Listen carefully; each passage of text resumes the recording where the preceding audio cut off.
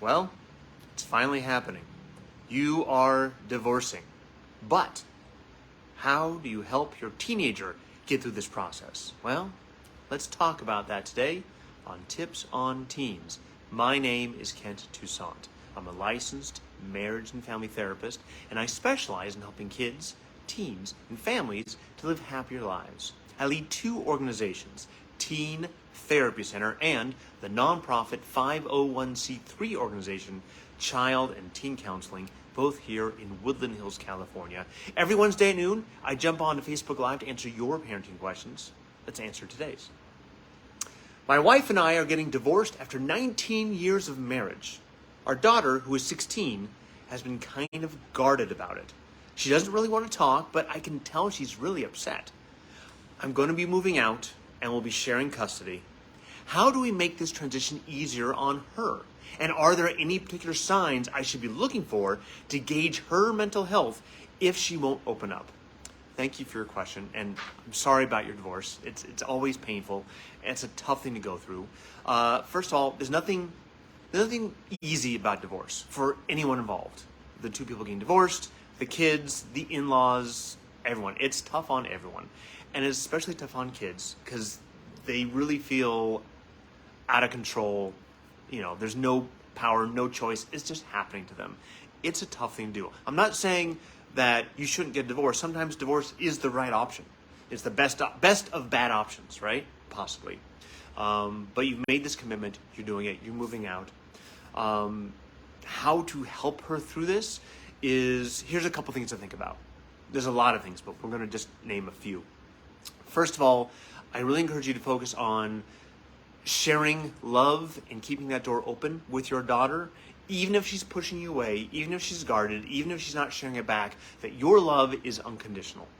And this is a hard thing to do because it can really hurt your feelings when you try to express and share love with your daughter and she just kind of dismisses you, or, you know, and it's heartbreaking.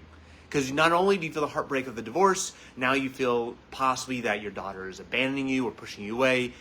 This often is temporary if you rise to the level of being the best parent you can be. And keep being the parent you know you are.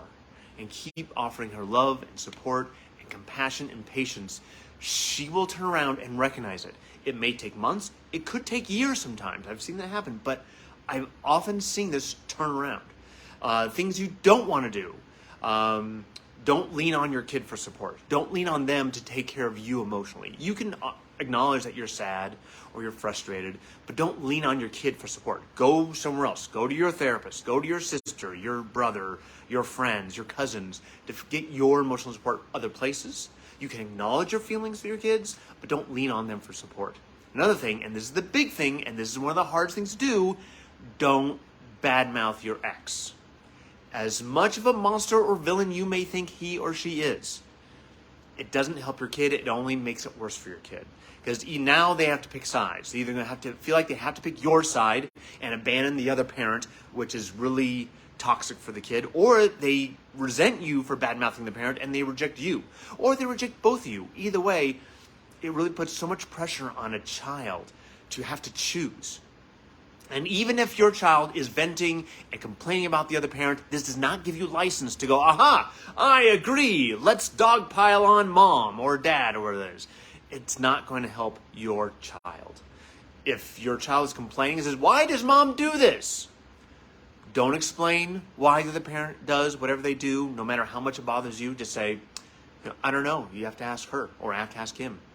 Don't ever try to explain or complain about the other parent. This is a hard thing to do. You can do it with your therapist, with your friends, whoever it is you want, but not with your kid. And also to measure how she's doing. If she's not really opening up, how is she doing in school? Is her approach to school pretty typical of how she's often approached school? Is she still engaged in social activities, extracurriculars, creative activities? If she's thriving in other areas of her life, maybe she's doing okay. If you think those things are crumbling or you're still unsure, it's never it may help to consult with a therapist who focuses on kids and teens and have that safe place for your kid to open up and talk. If they're not going to open up to you or your spouse or ex-spouse, maybe they'll open up to that therapist and have that place to go, and get it out. Anyways, it's a big topic. Divorce is huge. We can do whole workshops on divorce, but we only have a little bit of time here on Tips on Teens. But I really appreciate your question. Again, my name is Kent Toussaint with Teen Therapy Center and the nonprofit Child and Teen Counseling. This is Tips on Teens. If you like this, please feel free to join our Facebook group, Tips on Teens.